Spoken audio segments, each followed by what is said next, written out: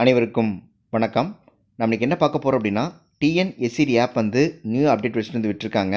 இந்த அப்டேட் வெர்ஷனில் பார்த்திங்க அப்படின்னா 1ஆம் வகுப்பு முதல் 8ஆம் வகுப்பு படிக்கும் அனைத்து மாணவர்களுக்கும் வந்து சம்மேட்டிவ் அசஸ்மெண்ட் மார்க் வந்து நம்ம டிஎன்எஸ்சிடி ஆப்பில் வந்து பதிவிட வேண்டும். அதை எவ்வாறு நம்ம மேற்கொள்ளலாம் அப்படிங்கிறத பற்றி தான் இந்த வீடியோவில் வந்து நம்ம பார்க்க போகிறோம்.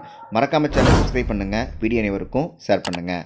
ஃபஸ்ட்டு உங்களோட டிஎன்எஸ்சிடி ஆப் வந்து அப்டேட்டில் இருக்க நம்ம செக் பண்ணணும். அதுக்கு ஃபஸ்ட்டு உங்களுடைய ப்ளே ஸ்டோர் வந்து ஓப்பன் பண்ணிக்கிங்க.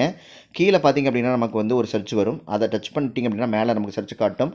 அதில் டிஎன்எஸ்சிடி ஸ்கூல்ஸ் அப்படின்னு நீங்கள் டைப் பண்ணிவிட்டு கோங்கிற ஆப்ஷன் வந்து நீங்கள் கிளிக் பண்ணிடுங்க. கிளிக் பண்ணோன்னா ஆட்டோமேட்டிக்காக நமக்கு வந்து இன்னொரு பேஜுக்கு வந்து லோட் ஆகும். வெயிட் பண்ணுங்கள். அதில் பார்த்திங்க அப்படின்னா உங்களுக்கு அப்டேட்டுன்னு கேட்டுச்சு அப்படின்னா நீங்கள் அப்டேட் பண்ணிடுங்க. ஒருவேளை வந்து உங்களுக்கு ஓப்பன் வந்துச்சு அப்படின்னா ஓப்பன் கொடுத்து ஓப்பன் பண்ணிடுங்க.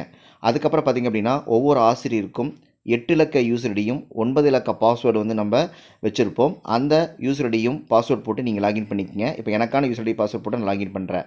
மேலே பார்த்திங்க அப்படின்னா ஒரு இன்ட்டு மார்க் வரும். அதை கொடுத்து க்ளோஸ் பண்ணிக்கோங்க. அதை க்ளோஸ் பண்ணதுக்கப்புறம் பார்த்திங்க அப்படின்னா நமக்கு வந்து எண்ணும் எழுத்துன்னு ஒரு காலம் கொடுத்துருப்பாங்க. அதை வந்து நீங்கள் டச் பண்ணிக்கோங்க.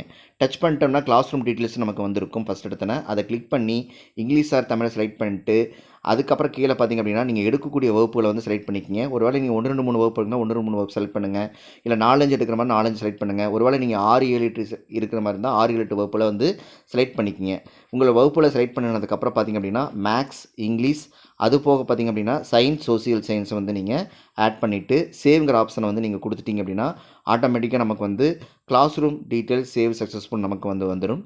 வந்ததுக்கப்புறம் பார்த்திங்க அப்படின்னா சம்மேட்டிவ்னு கொடுத்துருப்பாங்க. அதை கிளிக் பண்ணி செலக்ட் டேம் கொடுத்துருப்பாங்க. டேம் 1 செலக்ட் பண்ணி ஓகேங்கிற பட்டனை கொடுத்துருங்க. இதில் அனைத்து சப்ஜெக்ட்டுமே நமக்கு காட்டியிருப்பாங்க செலக்ட் பண்ணது எல்லாமே. இப்போ உதாரணத்துக்கு பார்த்திங்கன்னா 5th ஸ்டாண்டர்டில் வந்து நான் வந்து தமிழை வந்து செலக்ட் பண்ணிக்கிறேன். இப்போ தமிழ் அப்படிங்கிறத வந்து நான் ஃபஸ்ட்டு வந்து நான் வந்து செலக்ட் பண்ணிக்கிறேன். இப்போ வந்து 5ஆம் வகுப்பில் தமிழ் அப்படிங்கிறத வந்து நான் செலக்ட் பண்ணுறேன். செலக்ட் பண்ணோன்னா 1 or 2 செகண்ட்ஸ் லோட் ஆகும். மாணவருடைய நேம் லிஸ்ட் நமக்கு காட்டியிருப்பாங்க. அதில் கீழே பார்த்திங்கன்னா ப்ளூ கலர் ரெக்கார்டுன்னு கொடுத்துருப்பாங்க. அதை வந்து நீங்கள் டச் பண்ணிக்கோங்க. டச் பண்ணால் ஒரு மாணவர் நேம் அவருடைய எம்இசிடி கொடுத்துருப்பாங்க. மேலே பார்த்திங்கன்னா ஸ்கிப்ங்கிற ஆப்ஷன் கொடுத்துருப்பாங்க. அதை நம்ம கிளிக் பண்ணும்போது ஏதாவது ஒரு மாணவர்கள் அந்த தேர்வுக்கு வரல அப்படின்னா அதுக்கான காரணங்களை வந்து பதிவிட வேண்டும். ஒருவேளை ஆப்ஷன் டுடே அப்படிங்கிறத போடலாம். ஒருவேளை அந்த மாணவன் ரொம்ப நாளாக வரல அப்படின்னா நீங்கள் லாங் ஆப்ஷன் அப்படிங்கிறத வந்து நீங்கள் செலக்ட் பண்ணிக்கலாம். அந்த தேர்வுக்கு அந்த மாணவன் வரல அப்படின்னா நீங்கள் ஆப்ஷன் போடுங்க. லாங் ஆப்ஷன்னா லாங் ஆப்ஷன் போடுங்க. அதுவேளை மாணவர் தேர்வு எழுதியிருந்தாங்கன்னா அதுக்கான மதிப்பெண்கள் வந்து நம்ம இட வேண்டும்.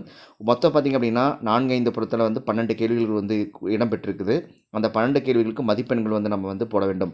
முதல் கேள்வியில் எத்தனை மதிப்பெண்களை பெற்றாங்களோ அந்த மதிப்பெண்களை போட வேண்டும். ஒருவேளை 1 மார்க் வாங்கியிருந்தானா அந்த 1ன்னு போடுங்க. ஒருவேளை 5 மார்க் வாங்கியிருந்தானா 5 அப்படிங்கிற மதிப்பெண்களை உள்ளிட செய்ய வேண்டும். இது மாதிரி வந்து அந்த காலங்களுக்கு ஏற்ப வந்து இட வேண்டும். அதுக்கு வந்து கொஸ்டின் பேப்பரில் பார்த்திங்கன்னா உதாரணத்துக்கு அந்த கொஸ்டின் பேப்பர் வந்து நான் செலக்ட் பண்ணிக்கிறேன். அதில் பார்த்திங்க அப்படின்னா அந்த மாணவனுடைய மதிப்பெண்கள் வந்து சைடில் நம்ம வந்து போட்டிருக்கோம்.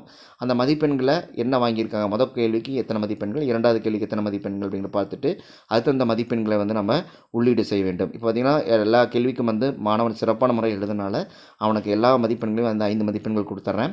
அந்த மதிப்பெண்கள் அவங்க என்ன பெற்றிருக்காங்களோ அந்த மதிப்பெண்கள் நீங்கள் உள்ளீடு செஞ்சுக்கங்க. ஒரு கேள்விக்கு 3 மதிப்பெண்கள் பெற்றிருந்தானா 3 மதிப்பெண்களை போடுங்க. ஒரு கேள்விக்கு 4 மதிப்பெண் பெற்றிருந்தாலும் 4 மதிப்பெண்கள் போடுங்க.